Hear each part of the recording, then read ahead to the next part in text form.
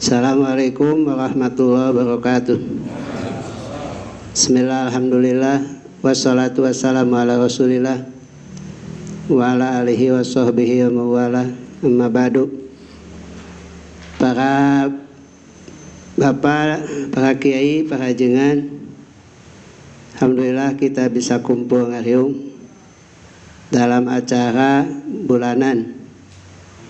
Selain kita bersilaturahmi, maka kita akan mendapatkan beberapa informasi atau bahasan yang menyangkut tentang kegiatan PCNU yang nanti akan ditindaklanjuti di tingkat MBC. Sebagai salah satu tugas Roy Suriah adalah memberikan bimbingan arahan secara keagamaan. Maka pada kesempatan ini saya fotokopi Ihya Ulumuddin. Ini adalah jilid pertama.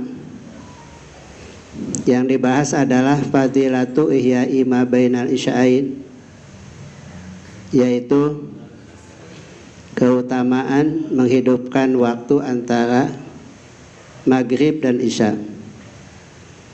Qala Rasulullah SAW fi marwat Aisyah radhiyallahu anha. Fotokopinya ada, kalau belum ada kebagian di depan. Siti Aisyah telah meriwayatkan, inna abdullah sholawat, sesungguhnya seutama-utama sholat, indallahi, di sisi Allah, sholatul maghribi, yaitu sholat maghrib, wala yahudha, dan tidak meninggalkan kepada itu sholat an musafirin, dari musafir, wala an mukimin, dan juga tidak dari yang mukim. Fataha biha sholat al-lail wa khatama biha sholat nahar. Membuka dengan sholat itu adalah sholat malam dan mengakhiri dengan sholat itu sholat siang. Faman sholat, maka siapa yang sholat al-maghriba, maghrib, wa sholat, dan sholat ba'daha, setelah maghrib, rakaat ini, 2 rakaat, banallahu lahu qasran fil jannah, maka Allah akan membangunkan baginya sebuah hotel dalam surga. Jadi artinya baik mukim ataupun kita musafir, tidak selayaknya sampai kita meninggalkan sholat yang dilaksanakan antara maghrib dan isya setelah sholat maghrib. Di antara fadilahnya adalah Allah akan memberikan gedung kepadanya, dan insyaallah gedungnya bagus dan istimewa dibandingkan gedung-gedung kita yang selama ini belum dimiliki, bahkan yang ada juga belum selesai, baik rumahnya atau utangnya. Kita tidak akan selalu lafaz dibaca. Qala arawi la adri min dahabin aw fiddatin. Tidak tahu gedungnya itu dibuat dari emas atau dari perak. Jadi mungkin diantara itu. Dan kita bikinnya dari triplek, paling dari bata tapi belum diteplok gitu. Kalau di sana mah hanya pilihan 2, mungkin dari emas ataupun dari perak.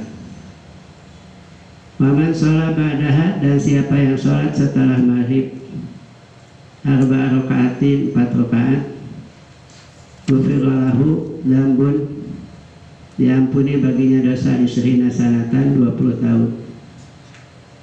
Atau salah satu kata menyebutkan arba'ina sanatan, yaitu 40 tahun. Jadi artinya dosa kita diampuni untuk tempo 20 tahun yang lalu ataupun 40 tahun.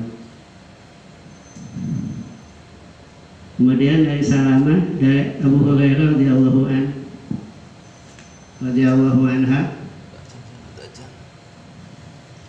radhiyallahu anhuma anin Nabi SAW qala man sholat sita rakaatin, siapa yang sholat 6 rakaat ba'da maghribi, setelah maghrib, adalah seimbang itu sholat lahu baginya ibadah tak sanatin, ibadah 1 tahun kamilatin yang sempurna, au ka'annahu sholata lailatul qadar, atau seakan-akan dia sholat lailatul qadar.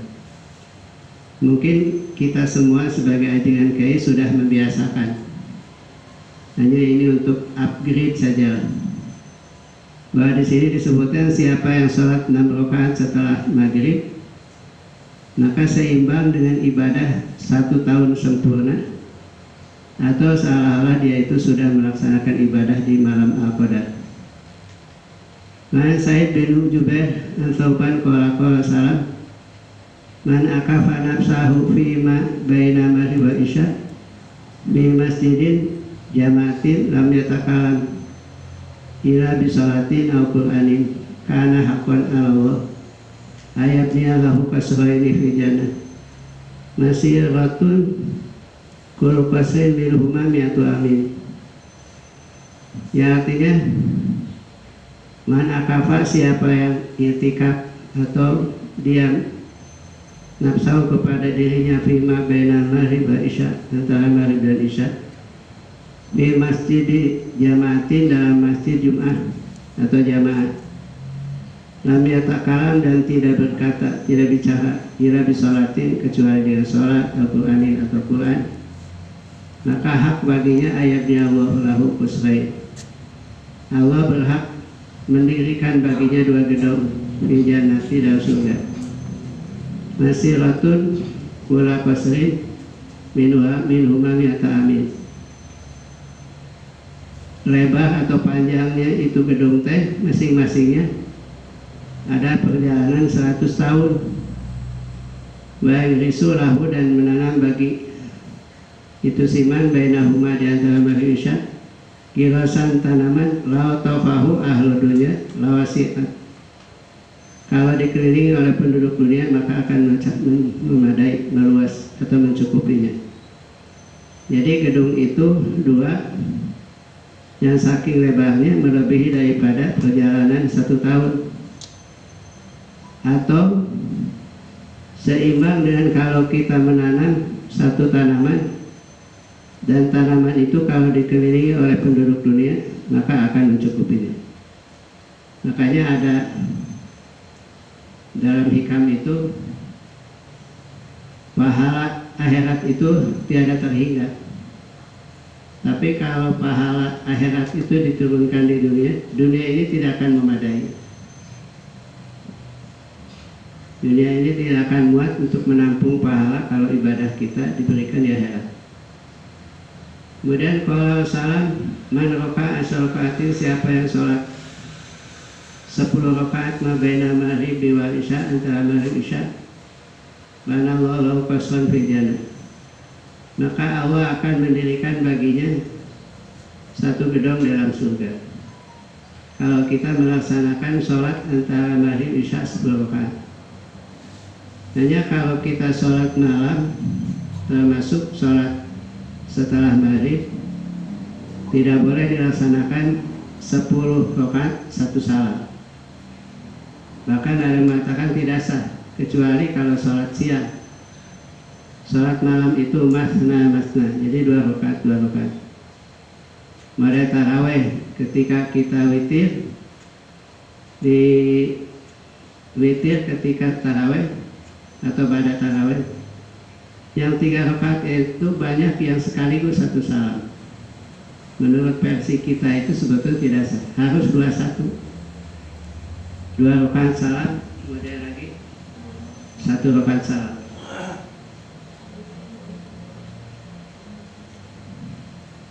Kemudian kalau Umar radhiyallahu an, idza taktsuru kusuruna ya Rasulullah, idza taktsuru kusuruna ya Rasulullah, kalau begitu banyak sekali gedung-gedung buat kita. Maka berkata Rasul, Allahu akbar wa afdal, bahkan Allah lebih banyak dan lebih utama. Al-Qala atyab, atau itu adalah lebih baik. Jadi artinya kalau dibacakan idza berarti kalau kita bilang itu gedung, kita sudah banyak di dunia. Tapi kata Nabi, kalaupun kita sudah banyak, di Allah itu lebih banyak lagi. Bahkan lebih utama, ada yang mengatakan lebih bagus, atyab. Wan Anas bin Malik radhiyallahu anhu qala man shalla maghriba fi jama'atin, siapa yang salat maghrib berjamaah, thumma shalla ba'da, kemudian salat setelahnya rakaat ini 2 rakaat, lam yatakalam bi syai'in, yang tidak bicara dengan sesuatu, bima baina dzalika, di antara maghrib dan isya, bi amri dunya, tentang dunia, wa yaqra'u fi raka'atil ula, dan membaca dalam rakaat pertama Fatihah Kitab, surat Al-Fatihah, wa asyar ayatin, dan 10 ayat min awali surat Al-Baqarah, dari awal surat Al-Baqarah, wa ayataini, dan 2 ayat min wasatihah, di tengah-tengahnya Quran, yaitu wa ilahukum ilahu wahid la ilaha illahu ar-rahmanur rahim, inna fi khalqis samawati wal ardh, dan seterusnya. Kemudian ila akhir ayat qul huwallahu ahad, dan baca qulhu pemsata asyarata 15 kali. Tumayaka, kemudian dia ruku, dan sujud. Baida qoma fi rakaat tsaniyah, dan bila di rakaat kedua kalau baca Fatihah kutub, Al-Fatihah, wa ayat al-kursi, ayat kursi, wa ayat ibadah, dan 2 ayat setelah ayat kursi, yaitu ulaika sabunalihum fiha khalidun, wa salasa ayatin fi surat Al-Baqarah, dan 3 ayat dari surat Al-Baqarah, yaitu dari kata lillahi ma fis samawati wa fil ardh, tidak sampai selesai. Dan baca qul huwallahu ahad pemsata asyarata maratan 15 kali. Wa sofa fi thawabihi fil hadis ma yahuju anil hasad, tidak keluar daripada hasil hitungan. Qala kahazbin wa huwa min abdah, itu dari wali abdah. Jadi begini, kalau ini mah ada kekhususan yang namanya sholat dilaksanakan ba'diyan maghrib, adalah sholat 2 rakaat. Sholat 2 rakaat, dan tidak boleh setelah sholat itu bicara, apalagi yang menyangkut masalah dunia.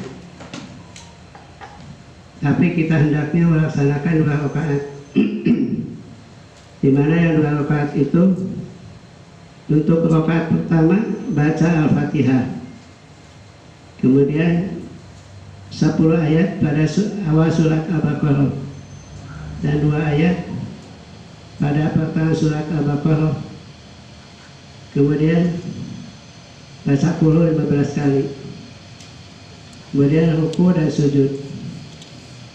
Kemudian apabila rakaat kedua gimana? Fatihah 1 kali, ayat kursi, dan 2 ayat setelahnya sampai selesai, dan 3 ayat dari surat Al-Baqarah sampai kepada akhir ayat, dan baca qul huwallahu ahad 15 kali. Maka itulah yang dianjurkan salah satu sholat 2 rakaat dengan cara seperti ini. Mudah-mudahan kita bisa melaksanakannya. Tapi yang biasa kita laksanakan adalah 6 rakaat, yaitu yang disebut dengan sholatul awabin. Dan itu ulama sepakat sholat tersebut sebagai sholat awabin. Walaupun ada yang menyebutkan awabin itu sholat duha, awabin itu adalah sholat duha. Dan ini ada banyak hadis yang menyangkut itu semua.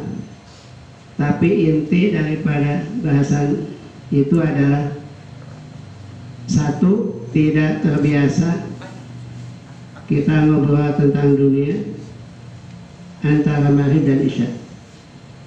Tapi biasakan kita maghrib dan isya itu diisi dengan ibadah. Di antaranya tadi membaca Quran, membaca sholat. Tapi kalau kita mengajar murid atau santri, itu lebih gede pahalanya daripada sholat, walaupun dilakukan 10 rakaat. Karena kata Nabi bahwa mengajar 1 jam itu lebih utama daripada sholat 100 rakaat gitu. Jadi kalau kita mengajar santri maghrib isya, tidak ngaji Quran, tidak sholat awabin juga tidak ada masalah gitu. Hanya ulah teh bukaan WhatsApp ya. Sudah orang Cijuntik kemarin. Diberikan kabeak waktu beres weh bukaan WA maghrib harus awabin. Nah kita lewat langsung fadilatu qiyamil, keutamaan sholat malam. Sebagai penjelasan dari saya, kalau awam atau masyarakat atau murid atau jamaah selalu dianjurkan oleh kita untuk qiyamul lail, untuk tahajud, dan sering kita memberikan nasihat pada mereka agar diijabah doanya, dipenuhi hajatnya, dihilangkan kesulitannya. Nah yang demikian ini ada sebetulnya lebih utama dilaksanakan oleh kita. Yang namanya ajengan kiai itu lebih pelik lagi masalahnya, lebih pelik daripada kehidupan masyarakat. Karena kita ini harus berhadapan dengan santri, jamaah, dan masyarakat. Maka lebih layak, lebih pantas kalau namanya ajaran kiai itu jangan sampai ketinggalan sholat tahajud. Karena begini, kiai dari dulu ya, kita itu bukan hanya ngajar kepada santri deh, tapi sholat malam diikuti dengan doa, yaitu saat malam atau tahajud doa apa? Khusus ngadoakan santri, khusus ngadoakan orang tua dan keluarga santri, khusus ngadoakan buat guru yang ikut membantu kita, mendoakan juga kepada jamaah yang ada di luar, bahkan berdoa sama Allah untuk mendoakan masyarakat. Dan lebih-lebih lagi kita dituntut untuk mendoakan umat. Karena ada seorang ulama mengatakan kalau ada doa, apabila doa itu dibacakan akan diijabah oleh Allah Subhanahu wa Ta'ala, maka saya akan mendoakan umroh. Karena kalau umroh didoakan dan baik, diijabah hasilnya, maka kebaikan umroh itu kebaikan bangsa, kebaikan umat, kebaikan masyarakat. Orang sebagai ajaran kiai tidak mungkin mendoakan umroh yang tidak baik. Karena kalau ada umroh jahat, masyarakat lebih jahat. Kita itu ingin umroh itu semua menjadi ahli ibadah gitu, dekat dengan Allah dan sayang kepada umat.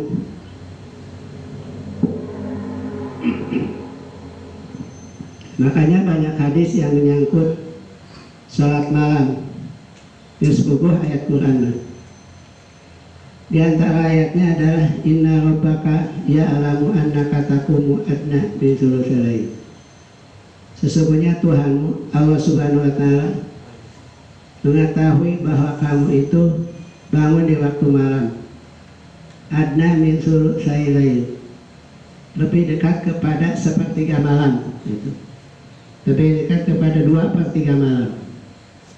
Kalau 2/3 malam itu, kalau malam dibagi 3, 4 aja. Jadi 4 pertama jam 10, 4 kedua jam 2, sepertiga ketiga adalah, atau 2/3 yang terakhir itu jam 2 sampai jam 6. Karena yang terakhir itu dekat ke subuh, terbit matahari, maka lebih baik kalau misalkan kita menggunakan waktu 2/3 terakhir itu adalah antara jam 2 sampai subuh. Karena kalau subuh kita ini jam 5 kurang 25 menit. Jadi tidak boleh tahajud jam 7, cuma duha. Kemudian inna nasyata laili hiya asaduat awaqamu qila. Sesungguhnya bangun malam itu ada lebih mantap, lebih tenang. Waqamu qila, dan lebih lurus, mantap perkataannya. Ini adalah ayat untuk Kanjeng Nabi, sehingga Nabi itu dibangunkan oleh ayat ini. Artinya disuruh supaya bangun.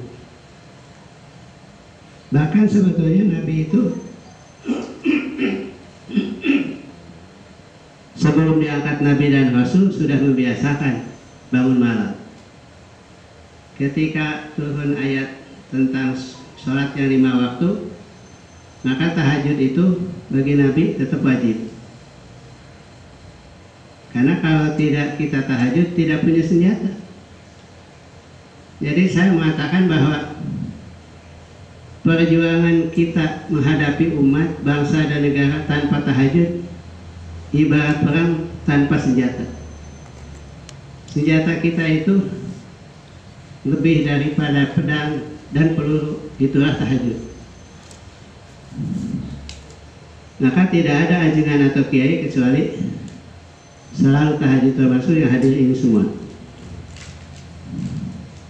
Kemudian yang ayat tentang tahajud ini kan satu pendapat atau satu kaul itu surat kedua.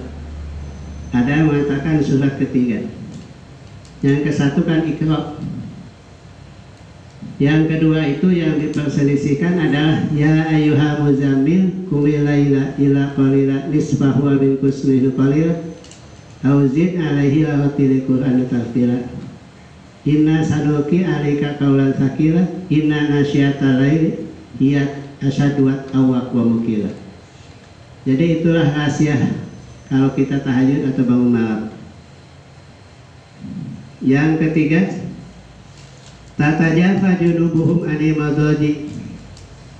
Kita membiasakan supaya badan kita itu direnggangkan daripada tempat tidur. Jadi artinya bangun, ulah SY gitu maksudnya.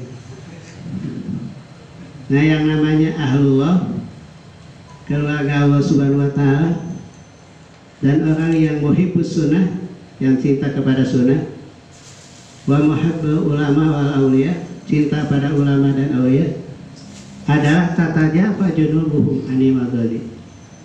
Kita melepaskan dulu tempat tidur, yang maksudnya adalah bangun di waktu malam dan melaksanakan tahajud. Dalam surat yang lain, afaman huwa qanitun ana laili, apakah orang yang selalu bangun di waktu malam adalah sama dengan orang yang tidak bangun atau banyak tidur? Tentu jawabannya tidak sama. Yang unggul adalah orang yang qanitun ana laili, zikir, tasbih, tahmid, takbir, tahlil, salat, ngaji Quran dengan tenang. Yang keempat, waladina yabituna li sujada wa qiyamah.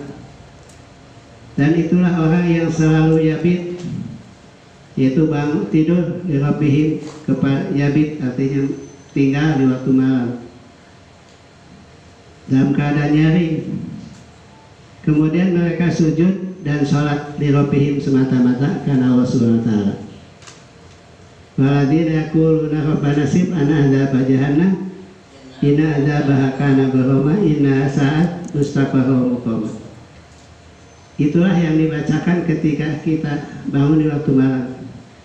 Waladina yabituna li rabbihim sujada wa qiyamah waladina yaquluna rabbana srif anna adzab jahannam inna adzabaha kana gharama inna sa'at mustaqarra muqama. Jadi waktu itu kita minta sama Allah supaya dijauhkan dari azab. Karena azab pada hari kiamat itu ada sangat dahsyat penderitaannya. Inna adzabaha kana gharama inna hasat mustaqarra muqama. Dan neraka itu adalah tempat tinggal yang paling jelek. Inna hasat mustaqarra muqama. Kemudian yang kelima, Wasta'inu bis-sabri was-shalah fa innaha lakabiratun ila rasyid. Dan minta tolonglah kepada Allah dengan sabar dan sholat. Hanya sholat di waktu yang sudah ditentukan itu rasanya lebih berat, kecuali orang yang khusyuk, yang sudah terbiasa untuk melaksanakan sholat tepat pada waktunya.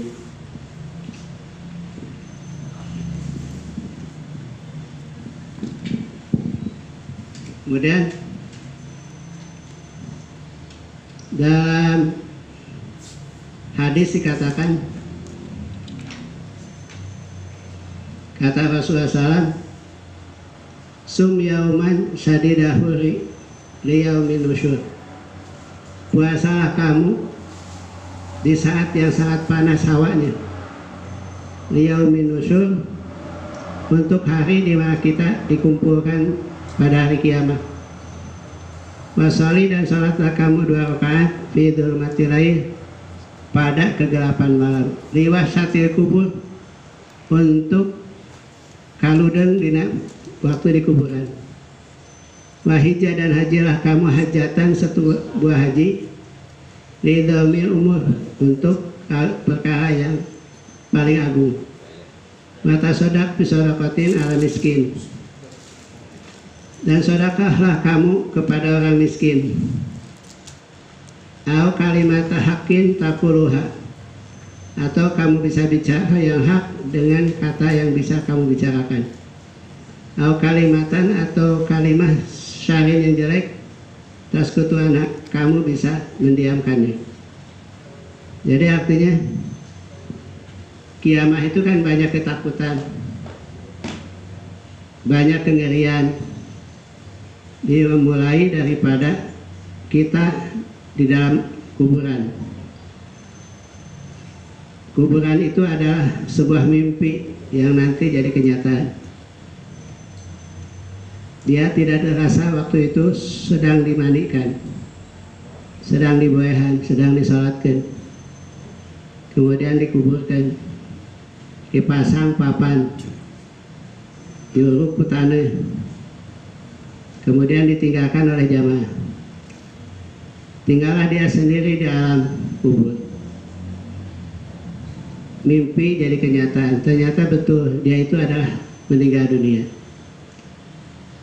Begitu diraba kaluhur tanah, kasisi kagigir tanah, di sebelah kirinya adalah papan.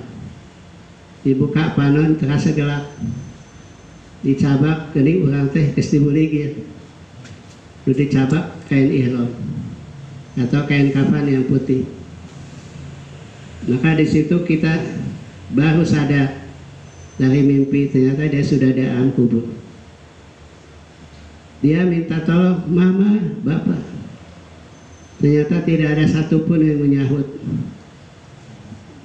Kita hanya bersandar kepada amal kita. Ketika itu datanglah malaikat Munkar Nakir nanya kita. Pada waktu pertanyaan datang, dia gugup. Harus apa dia berkata terhadap malaikat? Karena lidah kita dikunci, tangan kita yang bicara dan kakilah yang jadi saksi. Mulut dikunci, kaki jadi saksi, yang bicara adalah tangan. Tapi di luar dugaan bahwa ketika datang malaikat, yang menjawab pertanyaan itu adalah yang ada dalam selimut dirinya. Semua pertanyaan dijawab dengan baik dan sempurna. Lalu si mayat kaget. Ada orang ikut saya, bahkan membantu menjawabkan pertanyaan malaikat Munkar dan Nakir. Si mayat bertanya, siapa kamu? Saya adalah Quran yang selalu kamu baca. Maka disitulah kita harus sadar bahwa yang akan memberikan wahsyah tetap ludang di alam kubur adalah amal kita. Termasuk amal itu adalah membaca Quran. Maka dari sejak kita mendengar cerita ini, perbanyaklah setiap hari kita baca Quran. Dan terbanyak juga ibadah seperti yang disebutkan di sini, yaitu melaksanakan puasa, maksudnya puasa sunat. Itu adalah untuk hari di mana kita dikumpulkan. Salatlah 2 rakaat di tengah kemalaman supaya kita ludeng di jero kubur. Hajilah sebagai realisasi daripada perkara yang paling agung, yaitu syiarnya. Banyaklah sedekah pada orang miskin. Dan tidak ada kata kecuali yang baik, itulah yang harus diungkapkan. Dan tiada kata yang jelek kecuali kata itu didiamkan. Nah, itulah untuk bekal kita di akhirat. Banyak puasa, banyak sholat tahajud, haji ke Baitullah, dan banyak sedekah. Ungkapkan perkataan yang selalu baik, apalagi kepada orang tua, kepada guru. Dan tahanlah mulut kita bila ada kata yang keluar dari mulut kita yang tidak baik. Itu saya tetap bekal supaya di akhirat kita bahagia. Wahsyatul kubur supaya menjadi pangluludan di alam kubur. Kemudian ke bawah saja langsung.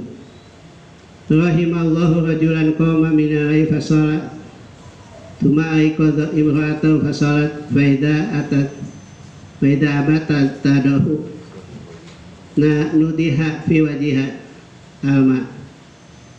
Betapa bahagia, betapa kasih sayang Allah akan turun kepada seorang lelaki yang bangun di waktu malam dan membangunkan istrinya untuk sholat.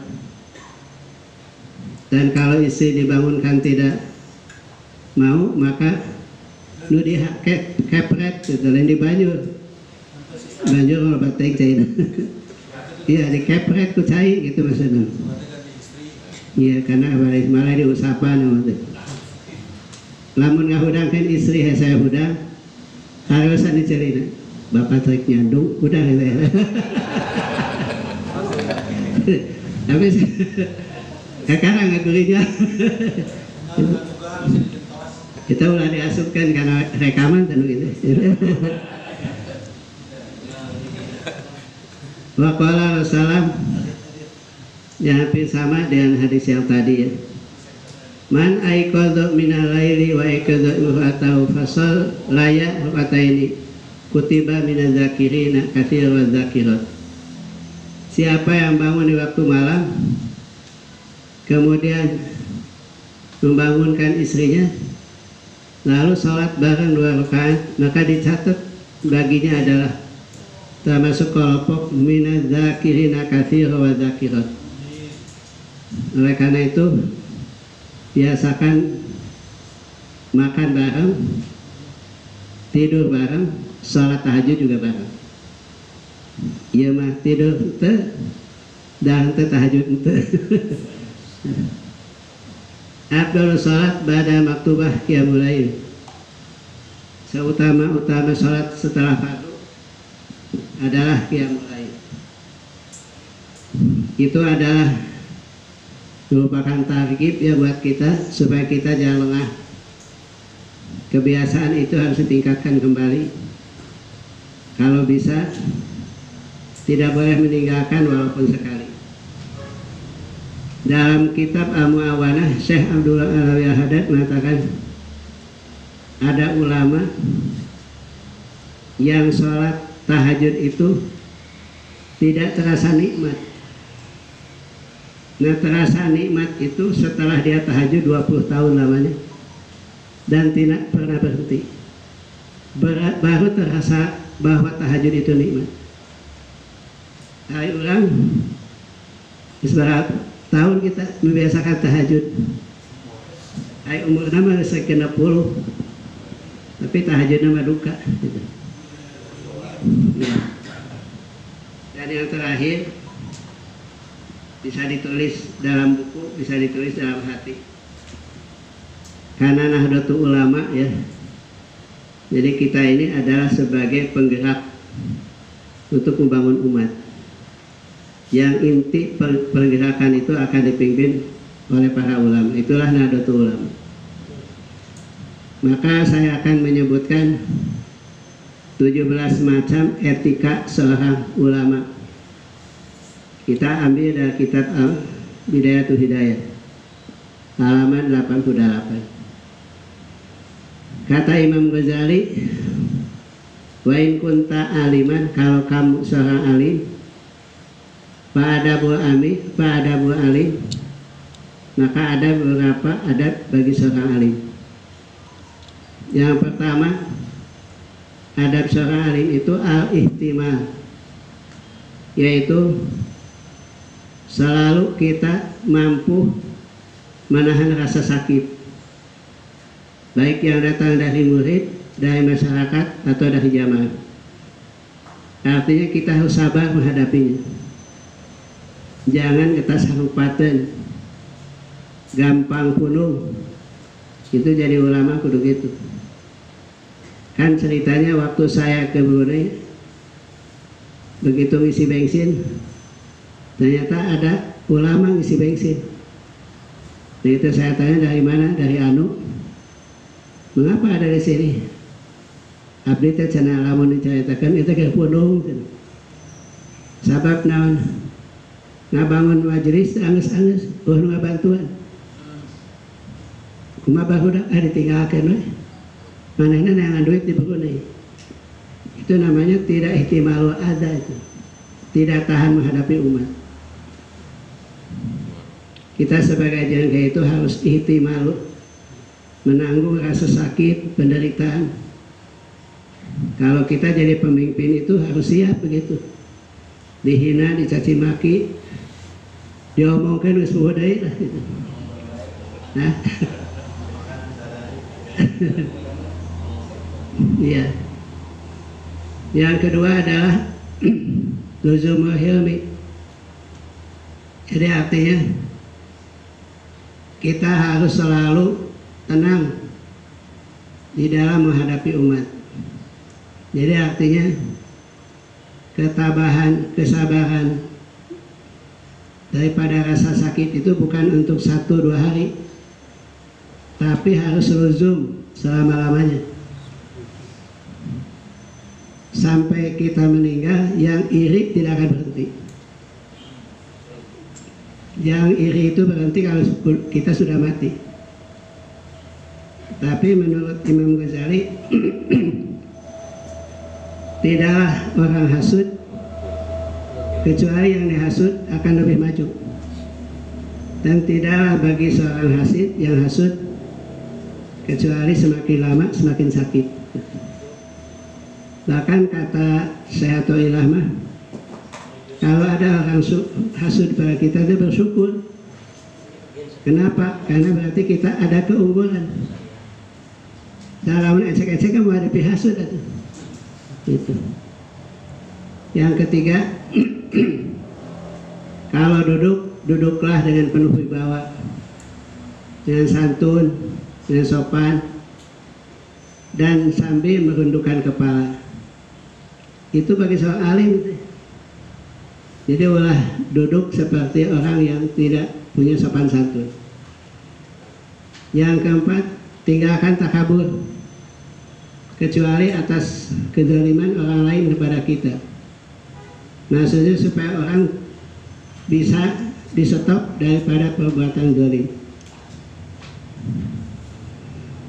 Kemudian yang kelima, kita harus tawadu, harus tawadu, terutama di tempat-tempat umum, di majelis-majelis. Ketawaduan itu adalah kehormatan dan kemuliaan. Semakin takabur semakin dihinakan, semakin tawadu semakin dimuliakan. Kemudian yang kelima, yang keenam, tinggalkan senda gurau, kecuali hal-hal yang penting dan gurau yang benar. Ulah napikeun ka kita ajengan atau bodoh gitu. Halus keneh tukang bodoh aya nasihat daripada tukang nasihat malah bodoh wae gitu. Rek kumaha asupna tausiah, sedangkan orang itu tidak ajri, tidak ada rasa agung dan memuliakan kepada orang lain. Yang ketujuh, kita harus selalu lemah lembut kepada murid, tidak boleh keras dan tidak boleh kasar. Tapi kita ini harus selalu santun walaupun kepada murid kita. Kemudian yang kedelapan, islahul balid bihusni irsyad. Kalau ada orang bodoh teh kudu baik-baik membimbingnya. Kita ini ulah milih anu pintar unggul, nu bodoh kan saharapan. Ulama pamon yang anu pintar nu geulis deh. Kalau goreng patut bodoh di jauhan ku Ustaz. Itu namanya pilih kasih. Yang ke-9, takul hadi. Tidak boleh mudah marah atau memarahi pada orang bodoh. Kalau mau bodoh dimarahi wae. Otak itu muka kalau bahagia. Otak itu lancar kalau kita senang. Kalau kita dimarahi, mana mungkin otaknya bakal muka. Kalau mau bodoh disentakan atau bagi bodoh. Kemudian yang ke-9, yang ke-10, kita harus meninggalkan kata-kata yang baik. Kalau kita ditanya, sedangkan masalahnya kita tidak mengetahuinya. Kata Sayyidina Ali, la tastahi antakula anala adri. Tidak boleh kamu merasa malu kalau berkata saya tidak tahu. Ulah sakabeh masalah ditanya, kabeh dia itu bodoh kan? Gitu. Yang selanjutnya nomor ke-11, Soful himah Isail. Harus baik perhatian kepada orang yang bertanya kepada kita. Allah sendiri menegur Rasulullah ketika seorang yang datang tidak diperhatikan, sehingga turun ayat abasa wa tawalla an ja'ahul ama. Itu. Maka kita harus intent, positif kalau kita menghadapi orang yang ingin bertanya kepada kita. Yang ke-12, kita harus menerima hujah dan mengakui salah kalau ada kesalahan pada dirinya. Tidak boleh karena guru harus selalu benar. Guru juga manusia, makhluk atau manusia. Kalau kita mengajar itu begini, tidak boleh kalau kita ngajar audien yang di depan itu bodoh. Padahal siapa tahu audien itu lebih pintar dari kita. Selaku rais di sini bukan apa bodoh, bukan. Ya tugasnya memelihara kegiatan NU itu adalah tausiah daripada rais, wakil gitu. Hadirin sekalian, yang ke-13 adalah kita lebih condong kepada kebenaran, kepada hak. Kalau kita lagi tergelincir, tidak usah malu untuk mengatakan saya salah dan saya minta maaf. Ke-14, tidak boleh membiarkan kalau ada santri belajar tentang ilmu yang membahayakan. Kita harus mencegahnya, karena guru itu adalah wajib membimbing kepada mereka. Ke-16, jaga para santri dan pelajar kita tentang belajar ilmu yang fardu kifayah, karena fardu ain belum selesai gitu. Misalkan diajar pidato, itu kan fardu kifayah, diajarkan fardu ain. maka loba akhirnya mau balik teu bisa nanaon. Eta diheulakeun diajak pidato. Kuduna iman Islam isan tuh pelajari bahkan didalami. Kemudian yang ke-17 mu'akhadzat nafsihi awalan liyaqtadiya al-muta'alim awalan bi amalihi, yang artinya kita harus mengajari diri kita sebelum mengajari orang lain. Amalkan yang kita ajarkan kepada orang lain sebelum mereka mengamalkan. Karena begini, kata Imam Ghazali, santri murid jamaah itu akan lebih condong dengan amalia kita daripada perkataannya. Ada bahasa lisanuha abdulu milisani maqo, yang artinya dakwah dengan perbuatan lebih terkesan dibandingkan dengan dakwah dengan perkataan itu. Nah, ini ada 17 ya, yang butir-butir penting yang disampaikan Imam Ghazali apabila kita menjadi seorang alim.